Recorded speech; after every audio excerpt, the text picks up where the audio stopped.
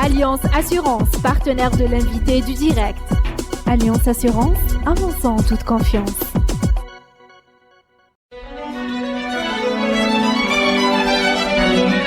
Pour bien s'entendre, il faut bien s'écouter. Rendez-vous sur M, la petite radio du Grand Maghreb.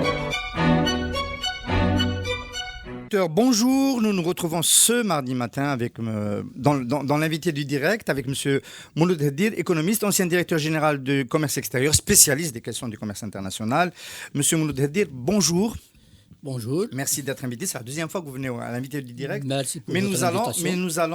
Mais nous allons cette fois-ci nous consacrer exclusivement à la question du commerce extérieur, de la relation de l'Algérie à l'économie mondiale qui passe par ces échanges commerciaux. Nous allons essayer de décortiquer cette question avec Hassan Haddouche qui est de retour ce matin. Bonjour. Avec l'invité du direct. Ça va Hassan? C'est aussi une question que tu connais bien, oui, parce que tu as beaucoup travaillé sur les questions de partenariat avec l'Union européenne.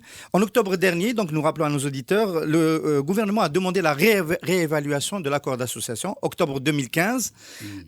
C'est donc sur la table, c'est dans l'agenda des discussions. Et la première question que j'ai envie de vous poser, Monsieur Mouloud Haddir, qu'est-ce qu'il y a à renégocier dans l'accord d'association pour les Algériens? Non, alors il faut être très clair là-dessus. C'est le Conseil des ministres du 6 octobre 2015, si mes souvenirs sont bons, qui a autorisé,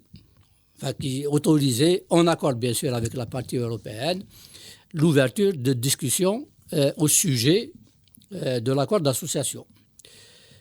Il y a un communiqué du Conseil des ministres qui dit un peu de quoi il s'agit, sur quoi portent ces discussions. Alors, il y a trois choses à dire par rapport en tout cas, trois éléments qu'on tire de ce communiqué du Conseil des ministres. C'est que l'Algérie n'est pas satisfaite des résultats auxquels l'accord d'association a donné lieu, disons, après sa mise en œuvre. Deux, que nous sommes en crise du fait de la chute brutale des revenus pétroliers de l'Algérie et que cela influe sur la situation économique du pays et sa capacité à mettre en œuvre un certain nombre de dispositions de l'accord. Et puis, trois, ça c'est aussi quelque chose qui est convenu avec la partie européenne, c'est personne ne parle de négociation ou de renégociation. On peut comprendre peut-être qu'il s'agit de négociation, mais il est question d'une évaluation conjointe. En gros, ça veut dire que chaque partie va faire son diagnostic, etc., le présenter. L'Algérie a un certain nombre de choses qu'elle souhaite sans doute mettre sur la table. La partie européenne, certainement aussi. Bon, donc après, à quoi vont donner lieu ces discussions et cette évaluation conjointe? Alors, on doit le savoir après coup. C'est intéressant ce que vous dites, monsieur Haddir, parce que dans la presse, au cours des derniers mois, on a dit, premièrement, il y a eu disons, interprétations relativement alarmistes qui ont dit que, on risquait carrément de couper les liens avec l'Union européenne. Je crois qu'on a utilisé cette expression dans la presse plusieurs fois, en disant qu'on allait, annuler l'accord d'association. Donc vous dites c'est pas du tout dans cette démarche-là que s'inscrivent les pouvoirs publics algériens, ni les Européens aujourd'hui. Et deux, vous dites c'est même pas une révision de l'accord qui est en cours. Enfin, c'est pas à proprement parler une révision, mais c'est une évaluation conjointe. Donc c'est une évaluation conjointe. On peut supposer que si un certain nombre d'éléments d'évaluation appellent une révision quelconque d'une disposition ou d'autre de l'accord, etc. Ça, n'en sait strictement rien. Ça, à la limite, on peut dire que ce n'est pas exclu qu'on y arrive. Mais à ce stade, en tout cas, le processus qui est engagé, et ça, le communiqué du Conseil des ministres, il est très clair là-dessus, il est question d'une évaluation conjointe. Voilà de quoi il s'agit.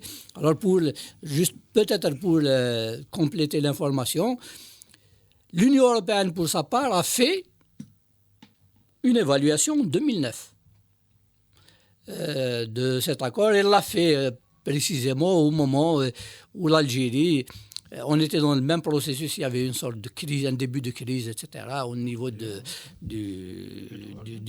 prix du pétrole.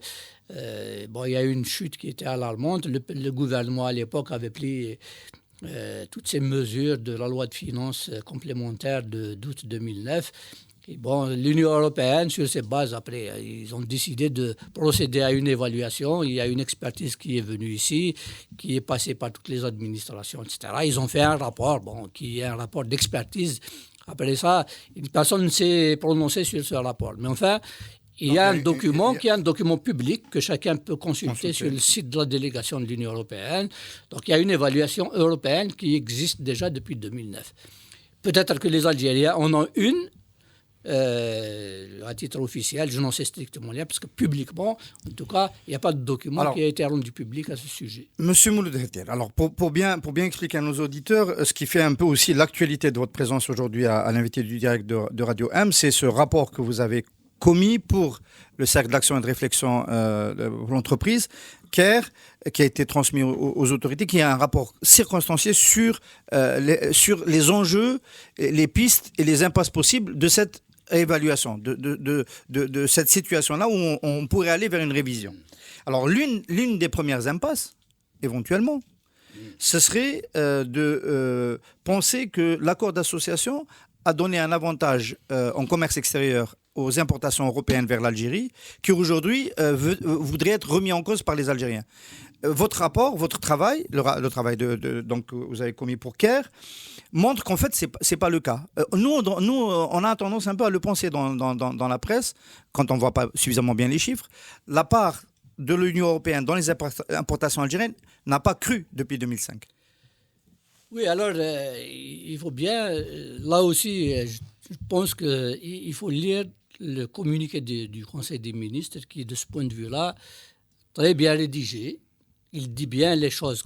Alors, le communiqué du Conseil des ministres, il parle de la nécessité de rééquilibrer les échanges au plan global. Il n'a pas dit qu'il y a un déséquilibre commercial, etc., ou que ça joue dans un sens ou dans un autre. Rééquilibrer, on laisse supposer qu'il y a un déséquilibre. Non, mais disons que, si vous voulez, sur ce plan-là, quand on parle de relations économiques internationales... C'est pas que le commerce. Il n'y a pas que le commerce. Voilà. Il y a, généralement, en tout cas, c'est dans les négociations internationales, c'est comme ça qu'on l'entend, il est question de commerce et d'investissement. C'est un peu les deux. Il y a une dialectique commerce et investissement. En gros, si ce que je ne sais pas produire ou exporter, je peux apprendre à le faire. Si je peux attirer des financements, si j'en manque, je peux attirer des technologies, je peux m'insérer dans des réseaux mondiaux, etc., parce qu'il y a un certain nombre d'avantages comparatifs que je peux mettre sur la table. Et donc, la question des échanges est intimement liée à celle de l'investissement.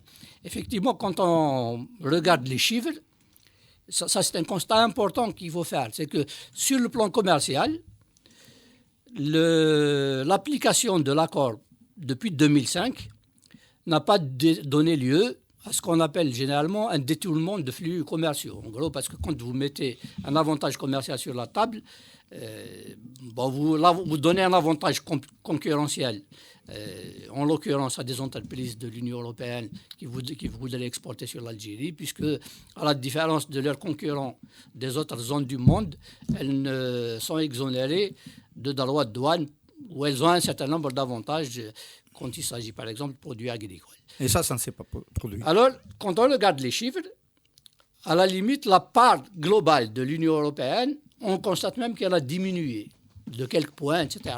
Globalement, elle a diminué en tout cas. Elle se situe en gros à la moitié des importations. Elle était passée en gros de 55 à 50%.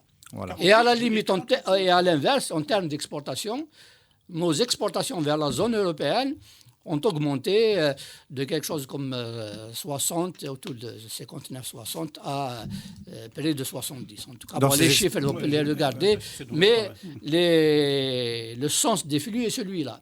Donc, on ne peut pas dire, et d'ailleurs, c'est ce que relevaient déjà en 2009 les experts de l'Union européenne, en disant, en fait, on a certes un certain nombre d'avantages. Et c'est vrai que l'accord n'est pas encore appliqué totalement, parce que la période le démantèlement tarifaire n'est pas... Il est prolongé même jusqu'en 2020.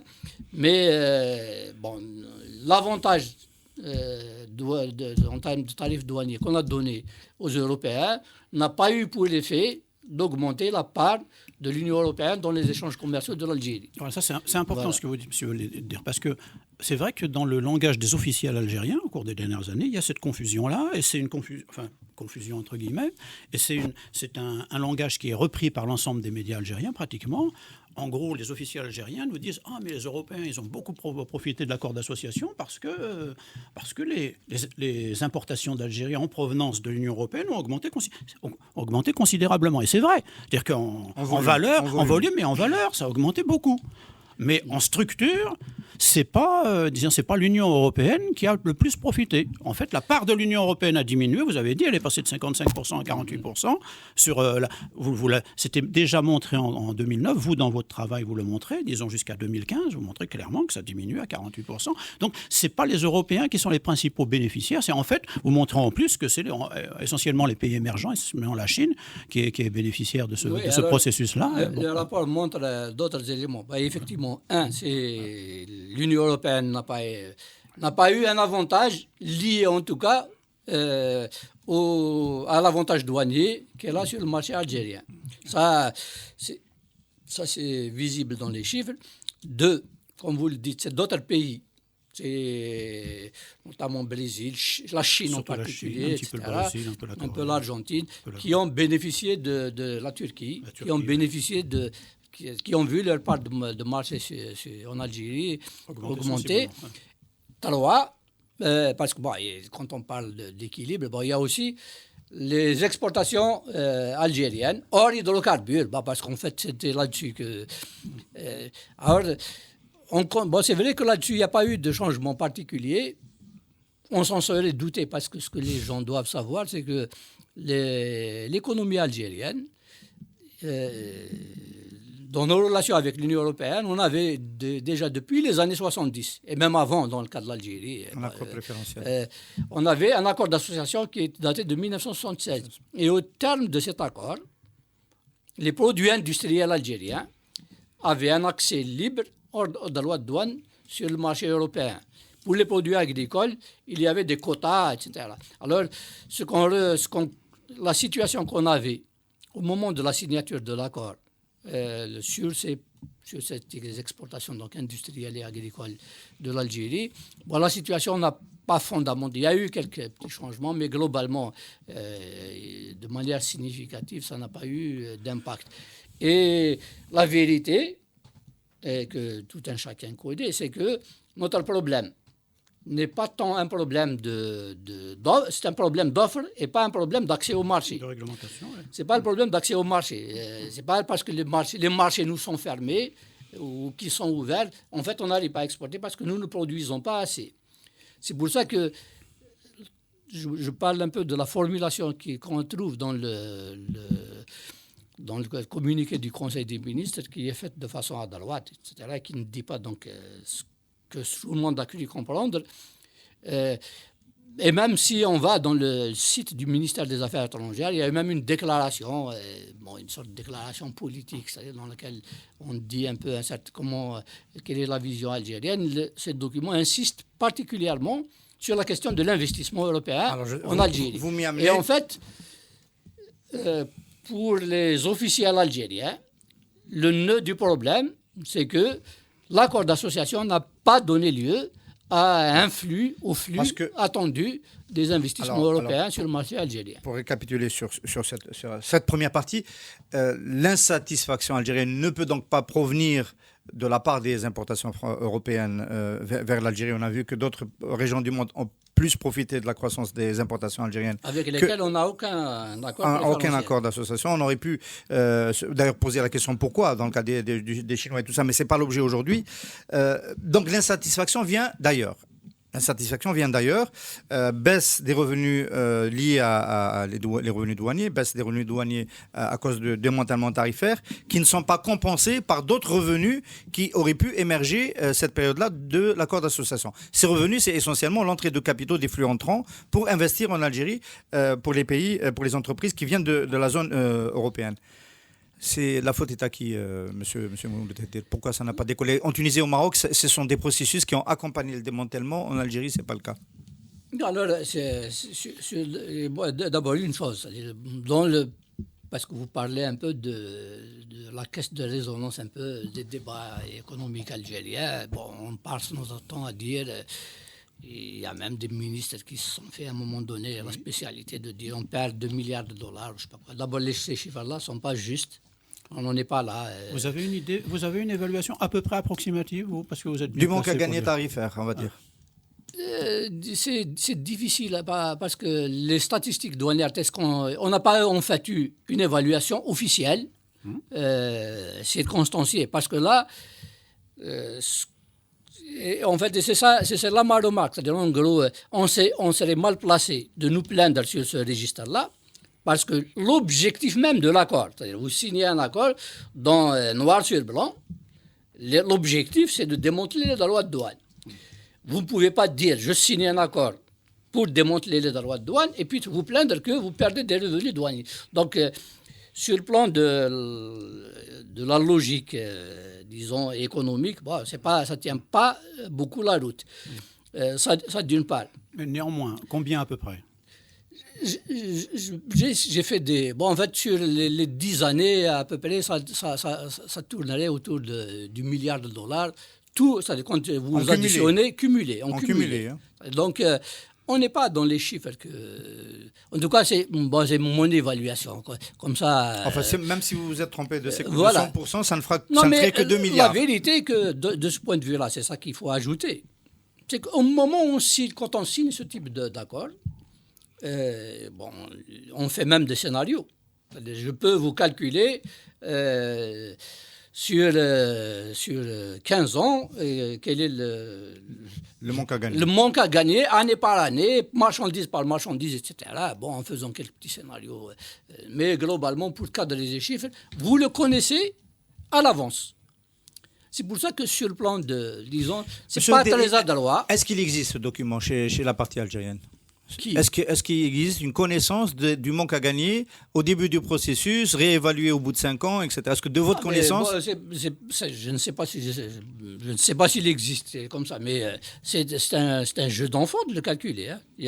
Et si vous me donnez l'accès aux informations douanières détaillées, parce qu'il faut aller dans le détail, avec les marchandises par marchandises. 6 000 lignes tarifaires en Algérie. Sur les 6 000 lignes tarifaires, celles qui sont concernées par le démantèlement, parce qu'en plus le processus, c'est un processus qui change tous les 6 mois. En gros, il y a une gradation qui est faite sur toute la période. Donc il faut connaître le détail, le montant pour chaque position tarifaire, le droit commun qui est appliqué au reste du monde, ce qu'on aurait dû donc recevoir, et puis ce qu'on a reçu, parce que ça paraît sophistiqué comme ça, mais avec un petit ordinateur, c'est des choses qu'un étudiant en sciences commerciales vous calcule. Ok, monsieur Dir, donc j'ai pas de doute que... Si l'administration algérienne l'a demandé, l'on dispose de manière détaillée. Donc vous venez de nous dire que ça ne représente pas un montant très très important, puisque vous parlez d'un montant cumulé sur 10 ans qui ne dépasserait pas le milliard. Je peux dire quand même qu'un milliard de dollars, c'est important. Ce n'est pas de ça qu'il s'agit. Voilà. Moi, ce que je dis, mais pardon, c'est que je voudrais... on ne peut pas... Ce n'est pas un argument. D'accord, ce n'est pas un argument. Mais je veux dire, il faut peut-être apporter une précision supplémentaire, que vous d'ailleurs apportez dans vos contributions des dernières années. Vous soulignez le fait qu'il y a eu une révision de l'accord déjà en 2012. Il y a eu une première révision sur ce plan commercial qui a donc retardé le calendrier de démantèlement qui était prévu, disons, à la zone de libre-échange, c'était prévu en 2017. Maintenant, c'est 2020. Donc, ce que vous dites, vous, dans vos travaux, dans vos interventions récentes, c'est qu'en fait, on a reporté, disons, sur les dernières années, le gros du démantèlement. Pour l'instant, on n'a pas fait grand-chose, mais le gros, il va arriver, quoi. Il va arriver au mauvais moment. Ah oui, ça, c'est une des raisons, d'ailleurs, pour lesquelles j'ai voulu un des arguments qui me semble quelque chose d'essentiel, qui m'apparaissait très clairement au moment où même cette renégociation-là a eu lieu. En fait, la logique qui est celle d'un accord de ce type, celle qui consiste à étaler sur une période de 12 années, c'est long, 12 ans, un processus de démantèlement, en fait, c'est un message qu'on envoie au système économique, aux entreprises, etc. Attendez-vous à une concurrence du même niveau. Attendez-vous, etc. Une concurrence. Et puis, ça veut dire que les ajustements, etc., les restructurations doivent se faire en amont. Si on ne les fait pas, et en fait, ce qu'on appelle les réformes, en gros, il faut les faire plus en amont. Et en fait, même dans la technique même de la négociation commerciale, il ne faut pas le laisser. C'est un mauvais message que celui de faire un ajustement brutal. C'est-à-dire que d'une année sur l'autre, que vous descendiez. Or, c'est un peu la technique qui a été privilégiée lors de cette négociation de 2010 ou 2011 à 2012. Pour ça, c'est un processus qui a duré 2 années et quelques. Et donc, il aboutit à quoi? En fait, l'appréhension des négociateurs algériens, en fait, il semble-t-il, les instructions qu'ils ont dû recevoir, c'est celle de ménager les ressources budgétaires, etc., en reportant au maximum. En poussant un peu la poussière en poussant la poussière sur le tapis. Alors, sur le plan économique, c'est un mauvais calcul. Parce que ça veut dire que vous bouleversez les conditions économiques sur un marché de données, et puis, est-ce qu'une évaluation, un calcul, une analyse d'impact a été faite? Je n'en sais rien, etc. Je n'en ai pas vu. Sur les secteurs qui seront concernés par ces démantèlements brutaux qui vont intervenir sur les 3 dernières années. Alors, puisqu'on est resté sur la partie... L'autre chose, c'est-à-dire qui était encore plus visible, c'est l'impact sur les recettes douanières. C'est qu'en gros, d'une année sur l'autre, vous allez perdre. Et puis, il était facile déjà de prévoir que même en 2010, 2012, etc., même les analyses de Nubni donnaient un peu cette période-là comme une période qui risque de voir un peu à cause des volumes, la baisse des volumes d'exportation. La baisse des volumes, et même et puis les pressions qui sont celles de la dépense budgétaire, devenir pesante. Et ça, on va le vivre dans tous les cas de figure. Une dernière question sur le démantèlement. Monsieur Hader, une dernière question. Ouais. Est-ce qu'on peut imaginer dans cette évaluation que les 2 parties vont engager, j'imagine, d'ici la fin de l'année, est-ce qu'on peut envisager, est-ce que le mécanisme peut prévoir un rallongement de la période de démantèlement tarifaire, un nouveau rallongement qui passe de 15 à plus? On peut imaginer tout ce qu'on veut. C'est-à-dire, une négociation est une négociation. C'est-à-dire, vous n'excluez rien. En fait, pour revenir peut-être à un lissage, pour éviter ce syndrome de la chute brutale des 3 dernières années. Non, mais là, le problème, on va encore une fois... Si vous êtes négociateur algérien, est-ce que vous le demanderiez pour gagner? Non, c'est pas comme ça. Pour moi, le problème ne se pose pas. C'est pas la question des délais. Des délais, ni des recettes douanières. Vous le savez à l'avance. La question est ce que je fais et les réformes et les restructurations que je fais dans l'intervalle. Monsieur Hader, vous nous ramenez à ma question de tout à l'heure à laquelle vous n'avez pas répondu, puisqu'on a dit l'insatisfaction algérienne. Donc finalement, c'est le volume entrant des idées d'origine européenne. Insatisfaction, c'est la faute de qui? Est-ce que c'est la faute des Européens qui n'ont pas suffisamment regardé le marché algérien comme étant attractif? Est-ce que c'est la faute des Algériens qui ne l'ont pas rendu suffisamment attractif? Non, ça ne se passe pas comme ça. La question n'est pas de dire qui est fautif. Nous sommes, encore une fois, dans des relations d'État à État, etc., d'économie. Et à la limite, c'est-à-dire le champ de la discussion, il est extrêmement large. C'est-à-dire ça va de la dénonciation pure et simple de l'accord. C'est-à-dire la partie algérienne, à la limite, peut dire « je n'en veux pas ». C'est un cas qu'il faut... Ce n'est pas cette hypothèse-là qui est envisagée. Encore une fois, je le dis, c'est-à-dire pour que ça soit clair. Mais je veux dire, dans le champ des possibles, si l'Algérie n'en veut plus, ou alors, on peut changer fondamentalement un certain nombre Alors vous dites dans le document, dispositions. puisqu'il y a une partie de la réponse et je vais la donner comme ça, vous allez la commenter. Vous dites qu'il y a superposition de deux démarches qui sont contradictoires. Une démarche d'ouverture qui est portée en gros par le démantèlement prévu dans l'accord d'association, démantèlement du régime tarifaire qui ouvre le commerce extérieur algérien. Et depuis 2009, et notamment depuis la loi de finances complémentaire de 2009, un système qui en fait dresse des obstacles à l'investissement et aussi à l'investissement d'origine européenne, qui empêche cette union, cette corrélation essentielle qu'il y a entre commerce et investissement. Et nous y sommes toujours aujourd'hui. Oui, si vous me permettez, en fait, votre question appelle deux types de réponses, deux remarques. D'abord, sur la question spécifique de l'investissement. Le constat qui est certain aujourd'hui, c'est que quand vous lisez ce que disent les autorités algériennes, qui disent qu'en gros, il n'y a pas d'investissement européen. Enfin, en tout cas, il n'y a pas le flux significatif. Les Européens disent, c'est une des conclusions de leur rapport de 2009, mais vous avez mis en place des obstacles à l'investissement.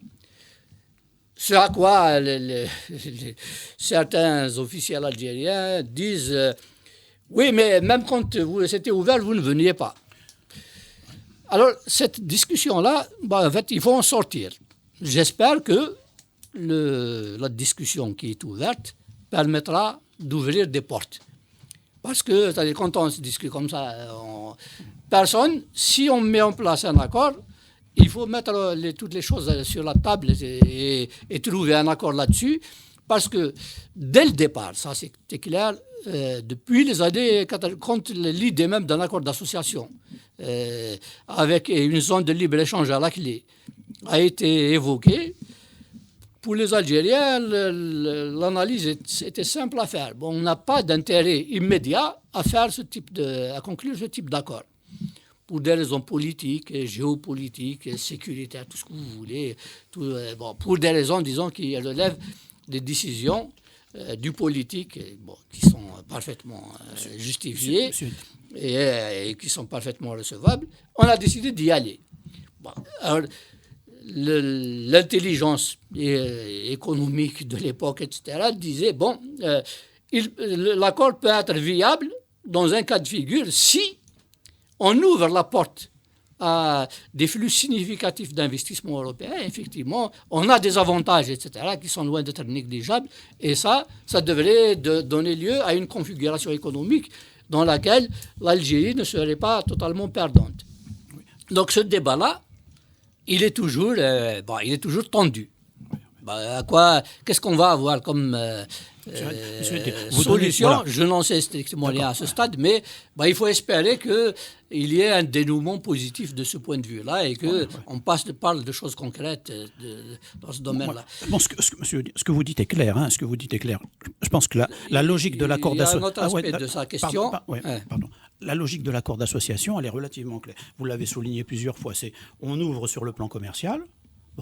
Et on ouvre sur le plan commercial, ça veut dire qu'on ouvre essentiellement aux importations et que les exportations, il n'y a pas d'offre.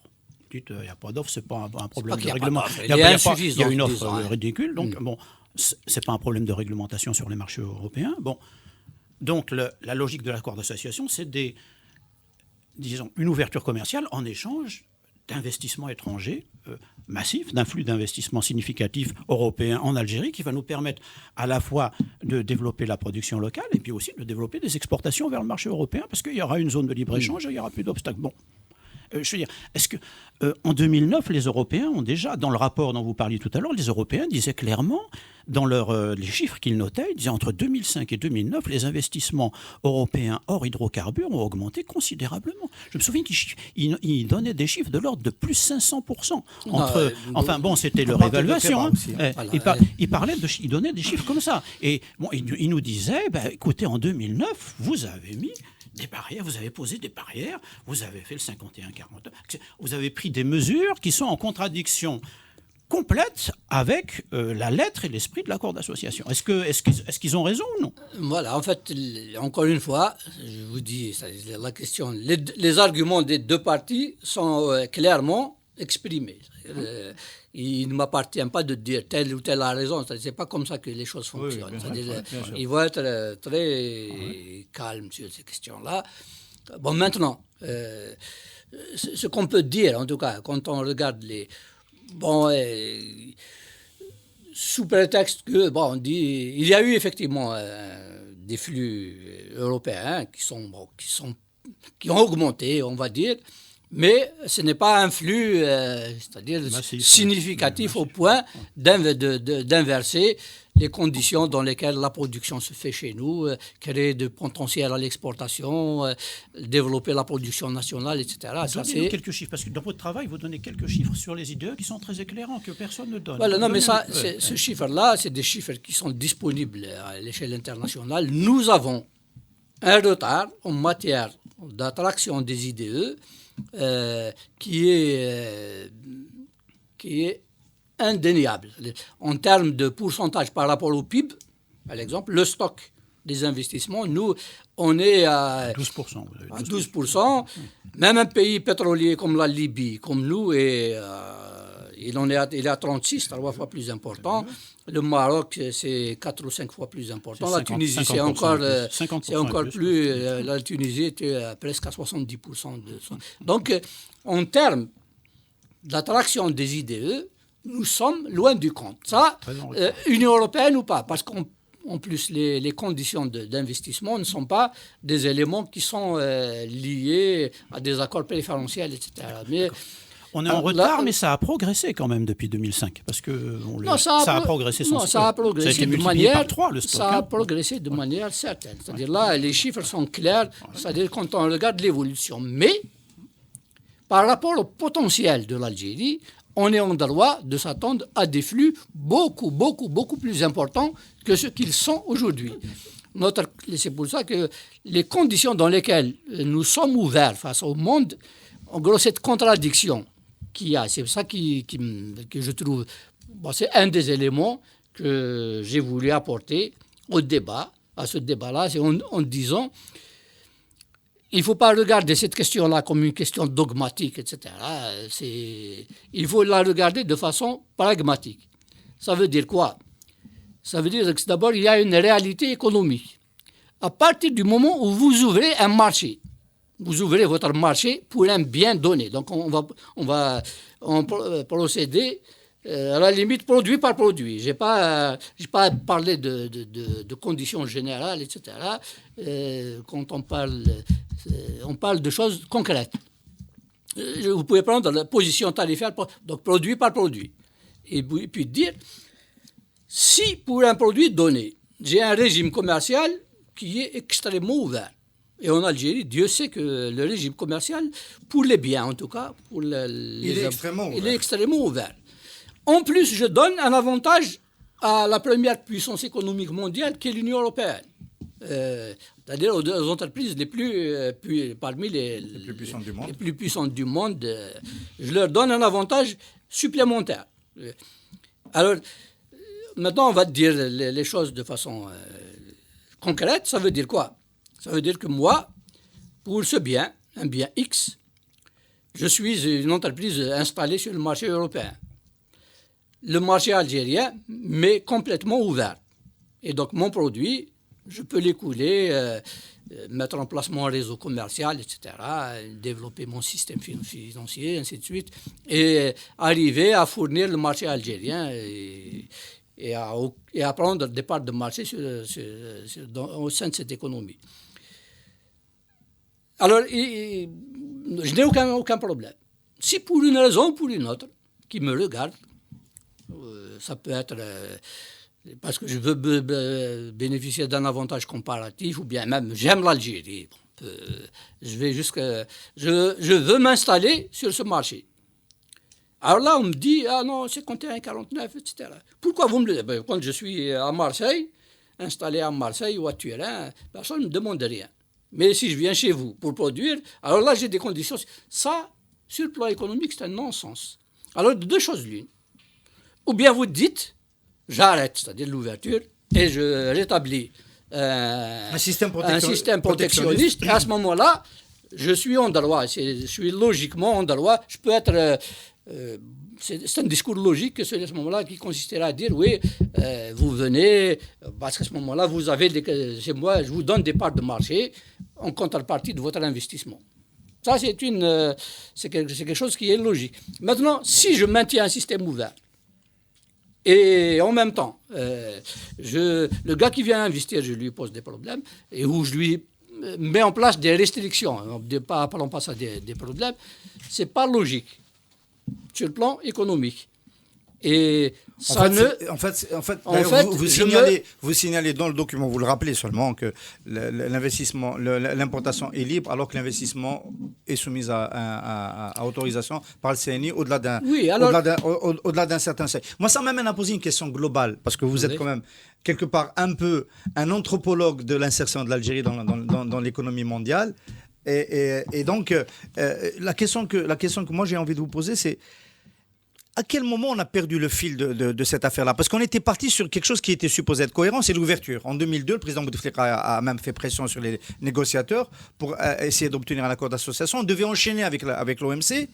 Donc, on n'a pas enchaîné avec l'OMC. Puis en 2009, on a adressé ces obstacles à l'investissement. Vous venez de nous montrer combien c'était peu cohérent.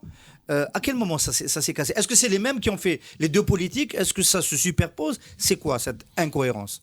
Alors, puisque vous me posez la question sur ce temps-là, moi, je vais vous dire mon sentiment sur le fond. C'est-à-dire, c'est quelque chose qui est profondément désolant. Pas pour l'économie de mon pays. Et puis, quand je regarde l'état du débat qui a cours, moi, je m'intéresse assez à ces questions-là. Je lis à peu près ce qui s'écrit, que ce soit des professionnels ou même le débat des journalistes au quotidien.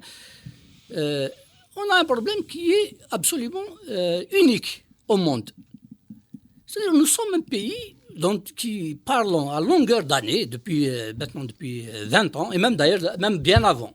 Ça, c'est un problème structurel de notre économie, de la façon dont nous regardons l'économie. Alors, jusqu'au début des années 90, tant que l'économie était fermée, les problèmes étaient des problèmes algéro-algériens. Et à la limite, je rappelle qu'on avait une loi en 1978 qui interdisait les intermédiaires. C'est-à-dire, on demande ce que ça veut dire. C'est-à-dire, sur le plan de la logique, c'est-à-dire l'interdiction. Le commerce, c'est le principe, la signification, c'est l'intermédiation. Il y a des gens qui produisent et puis il y a des gens qui les vendent. Des gens qui fabriquent des produits, d'autres qui sont spécialisés pour les vendre. Mais ça, on en est sorti il y a longtemps. Voilà, on est sorti de ça.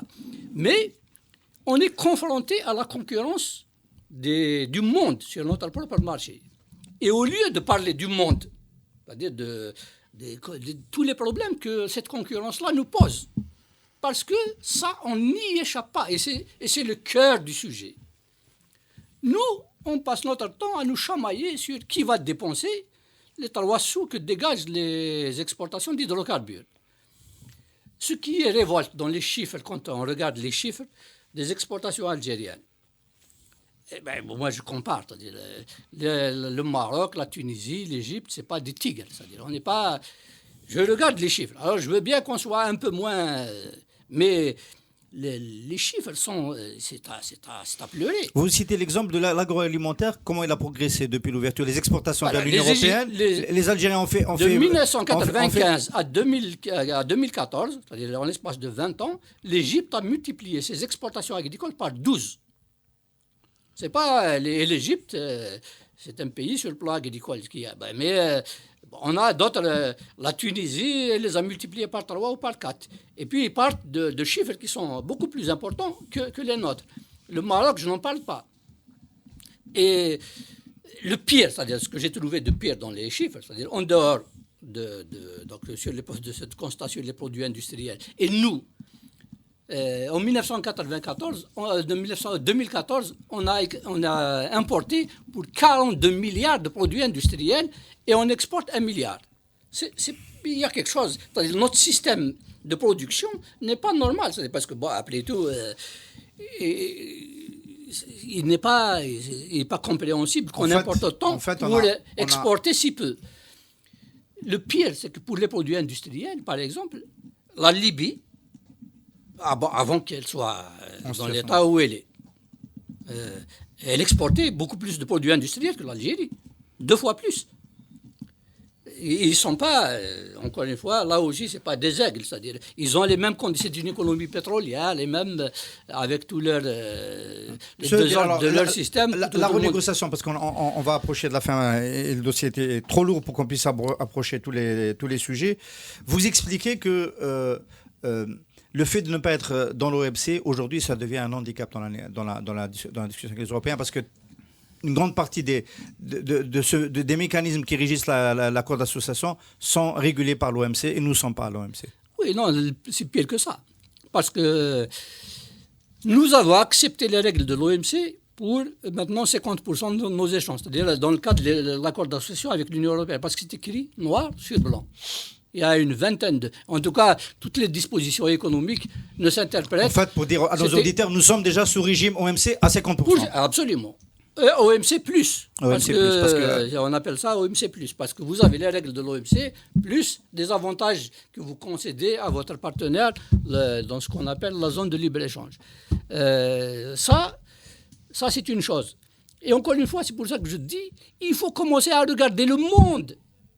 Parce que d'abord, le monde, il change à une vitesse exceptionnelle. Les technologies bougent à une vitesse qu'on n'imagine pas. Aujourd'hui, on parle dans la santé, les gens parlent d'une espérance de vie à 200 ans. Dans l'agriculture, il y a une révolution, il y a des révolutions qu'on a ratées. Vous dites pour le commerce, vous dites par exemple dans le commerce, vous dites la notion de pays d'origine risque de disparaître dans les prochaines années. Enfin, en tout cas, à cause de l'intégration des segments de valeur. Aujourd'hui, l'OMC et l'OCDE publient chaque année. Vous pouvez aller sur le site de l'OCDE et de l'OMC. Ils publient chaque année un rapport qui s'appelle « Mesures du commerce international par la valeur ajoutée ». Et en gros, on essaye d'éviter de totaliser parce que quand un produit est exporté, dans les statistiques jusqu'ici, on reportait les chiffres bruts, en tout cas, de l'exportation telle qu'il est.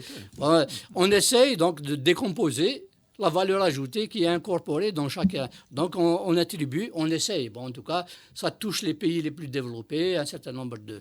Mais enfin, quand vous regardez ça, vous avez une autre image du commerce mondial. Et aujourd'hui, ces rapports parlent d'une économie monde. 60% de ce qui s'échange à travers le monde, c'est des inputs, ce n'est pas des produits finis. Et c'est en croissance continue. Et en fait, il y a un autre mouvement qui est que la croissance des investissements est supérieure à celle du commerce, des flux commerciaux. Donc, il y a une interdépendance croissante des économies qui est traduite par les accords de l'OMC. Alors, il est impensable, c'est-à-dire pour vouloir parler de diversification économique en Algérie, ça je vous le dis, le jour où on commencera à être pris au sérieux sur cette question de diversification, c'est-à-dire diversification, pas au sens de je vais placer un produit sur tel marché pour telle période, etc. De manière structurelle, le jour où nous rentrerons à l'OMC. En tout cas, où on reprendra les négociations de façon sérieuse. Ça n'est pas le cas aujourd'hui. Alors vous dites c'est une recommandation forte de votre document, mais en même temps vous focalisez sur des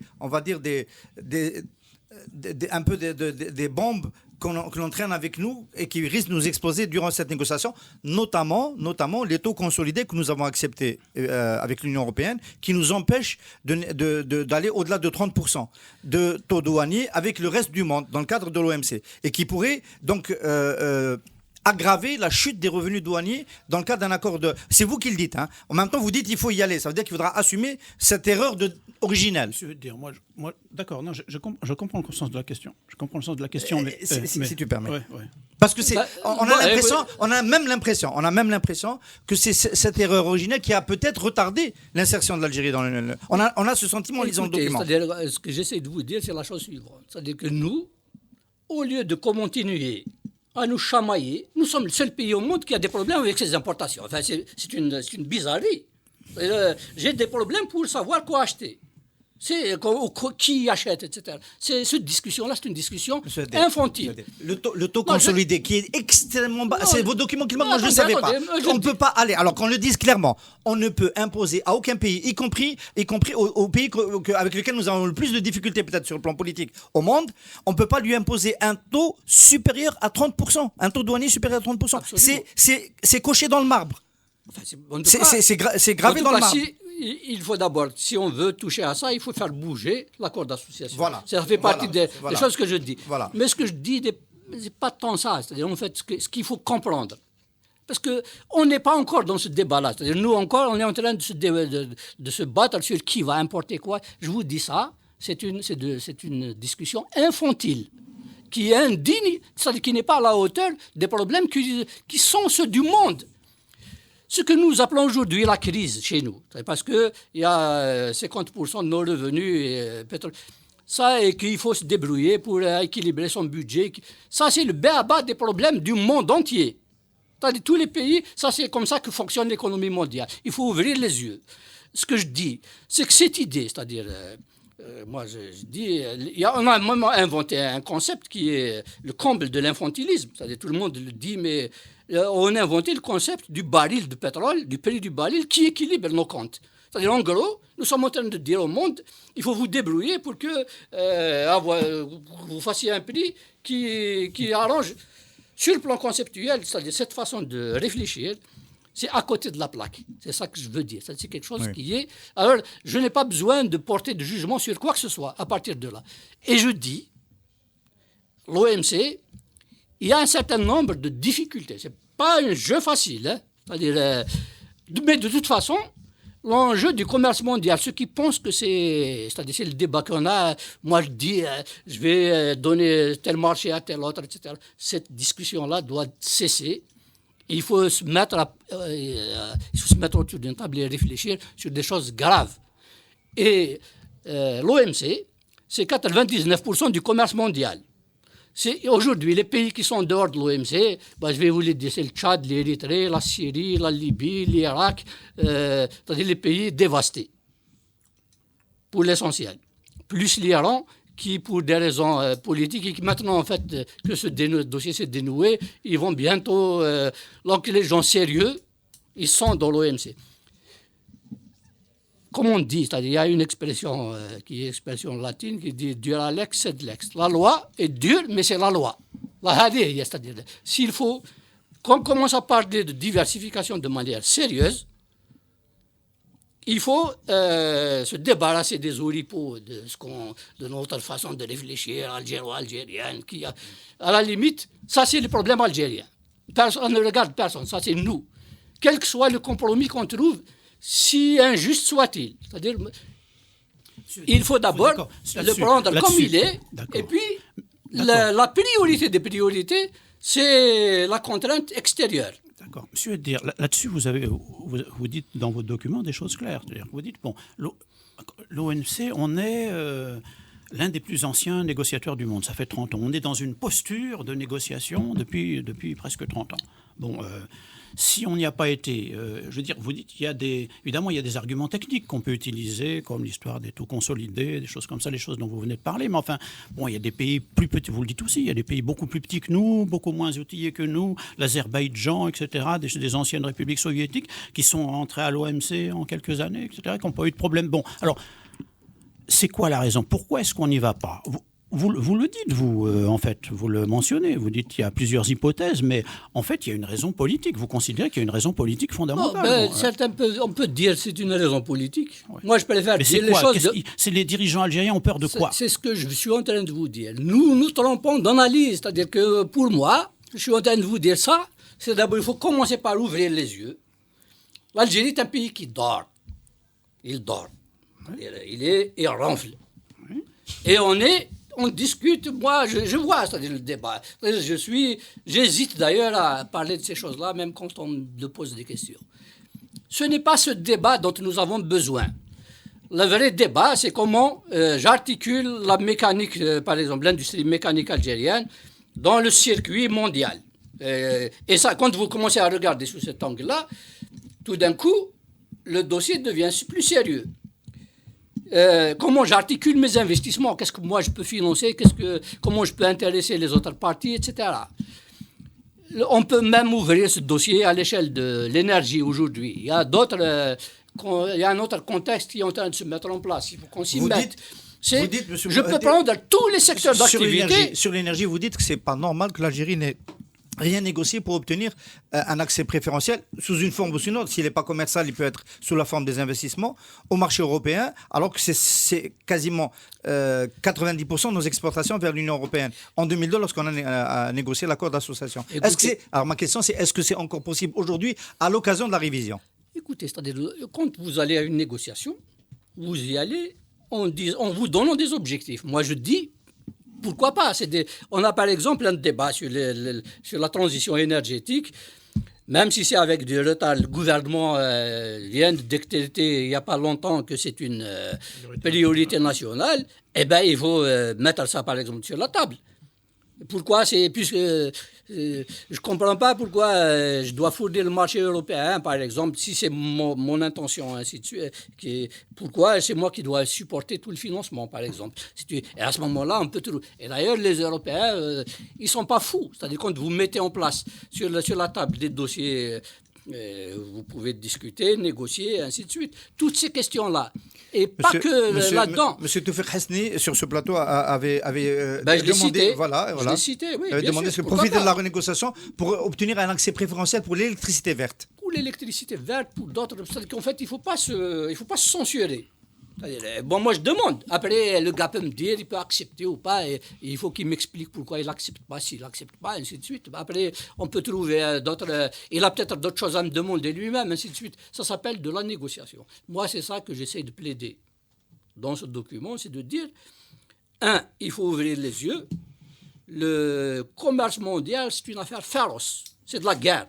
D'ailleurs, maintenant, en fait, c'est comme ça que le monde a trouvé ce compromis parce que les gens considèrent qu'il vaut mieux se faire la guerre sur le plan commercial parce qu'en bout de course, on finit toujours par trouver, parce que mon intérêt, si je veux développer mes exportations chez vous, il faut que vous soyez viable, une économie suffisamment viable pour que je puisse les développer dans le temps, etc. Et en fait, le commerce empêche de faire la guerre. Un peu, le processus européen s'est construit sur cette idée-là. Robert Schuman, il l'écrit noir sur blanc quand le processus de construction européenne. Vous m'offrez une super transition vers la conclusion, monsieur Hadir. Le commerce régional, dans le cas de l'Algérie, le commerce empêche de faire la guerre. Le commerce est la porte d'entrée à la coprospérité. Les accords régionaux, il y a la ZLE, mais il y a aussi l'Union du Maghreb arabe. L'union douanière, c'est un point de redémarrage qui pourrait être le bon. Eh ben, je vous remercie de me poser cette question, parce que d'abord, par rapport au dossier de l'OMC, nous sommes en train de dire aujourd'hui, j'entends les voix qui s'élèvent là, il y a même un événement à la Foire internationale d'Alger pour dire le marché africain, etc. Aujourd'hui, sur la scène africaine, il y a, par exemple, un projet de zone de libre-échange continentale dans laquelle se sont positionnées, toutes les économies en tout cas, se sont positionnées pour dire on va y aller. L'Algérie n'a pas dit un mot là-dessus, et je comprends pourquoi. Parce que le langage du commerce international aujourd'hui, le langage pour ce type de convention, ce sont les règles de l'OMC. Parce que tous ces pays sont membres de l'OMC et ils sont tenus par leurs engagements. Et en fait, c'est comme ça que les choses sérieuses se construisent. Ça, d'une part. De deux, je rappelle que le processus maghrébin, c'était une union douanière qui devait être mise en place pour l'horizon 1992. À l'époque, la communauté économique régionale qui est le Maghreb a pris cet engagement. Rien ne s'est fait. C'est la communauté économique régionale qui a fait le moins de progrès sur l'ensemble de la scène africaine. Toutes les autres zones, il y en a même qui ont fortement augmenté. Et puis maintenant, il y a un autre argument. C'est un peu celui-là. Je suis même d'ailleurs content que ce soit un Maghreb émergent que je le fasse, parce qu'il y a peut-être une clé technique qui nous permet, en nous adossant, parce qu'une union douanière, il faut savoir ce que c'est. Une union douanière, c'est une zone de libre-échange, donc à l'échelle du Maghreb, plus un tarif extérieur commun. C'est-à-dire que on doit se mettre d'accord sur le tarif extérieur commun, avec par rapport au reste du monde. Je vois venir votre proposition. Voilà, alors, comme nous, on est un peu le canard boiteux sur ce plan-là, on est l'économie la plus performante, c'est-à-dire celle qui a le plus gros potentiel. Donc les autres, nos amis du Maroc, de Tunisie, sont intéressés, à juste titre, c'est-à-dire, et puis ils ont parfaitement le droit. Et bon, on peut demander, parce que ça nous aiderait beaucoup d'y aller un peu à trois pour un peu consolider notre tarif douanier, un peu le restructurer. On peut demander de ce point de vue, ça peut être un élément qui peut être discuté avec l'Union européenne, etc. On peut demander de l'expertise, etc. On peut demander de l'assistance, y compris dans la négociation.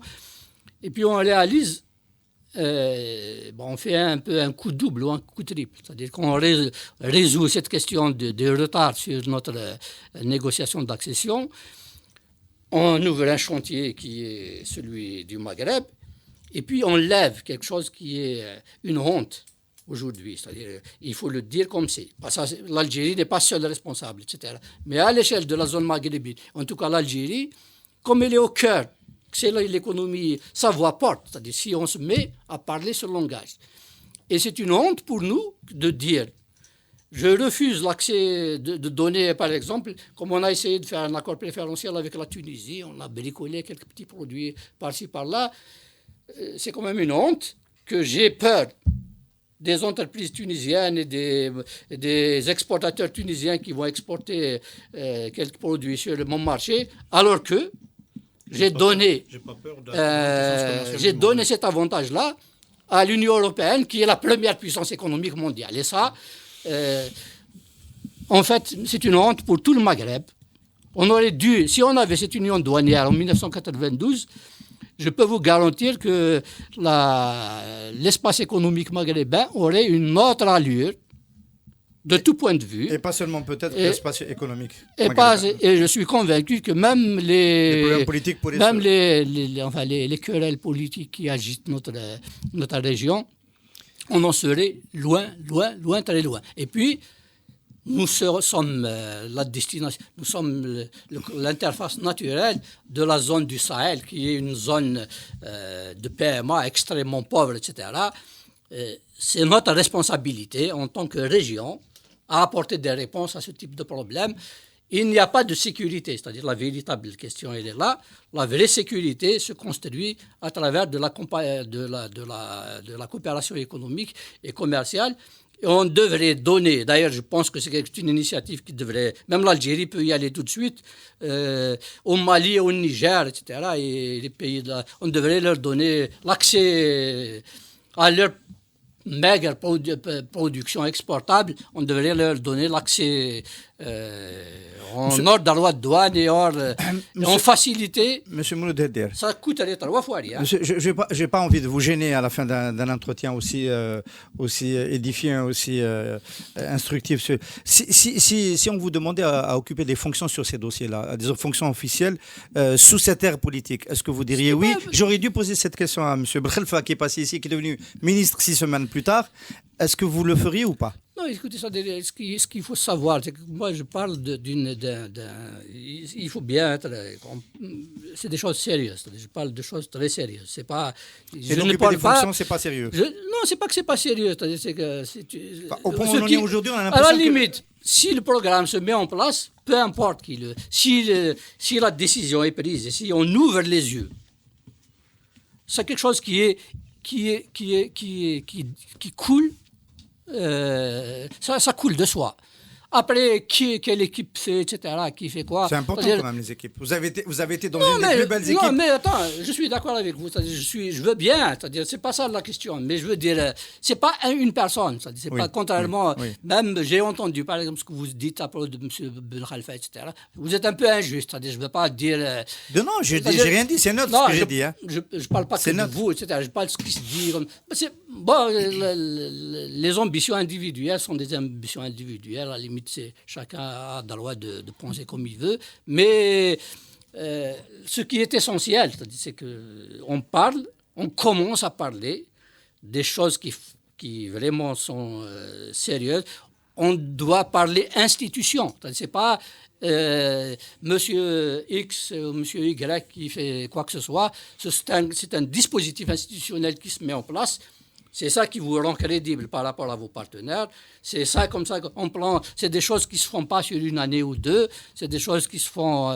on a besoin d'avoir une vision sur 2030, etc. On a besoin de donner de l'espoir à notre jeunesse.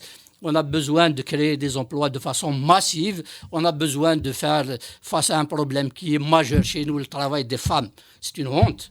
Le taux d'occupation des femmes, on est le dernier au monde, avec la Syrie et l'Irak. Nous allons bientôt inviter un spécialiste de cette question, d'ailleurs. Alors, ces choses-là, il faut en parler, il faut mettre en place des institutions qui permettent de répondre à ça, et pas nous continuer à nous quereller de façon sur qui fait quoi, etc., qui a importé quoi. Monsieur Mouloud Haddir, merci beaucoup d'avoir été l'invité du direct ce matin. Merci. Merci à vous.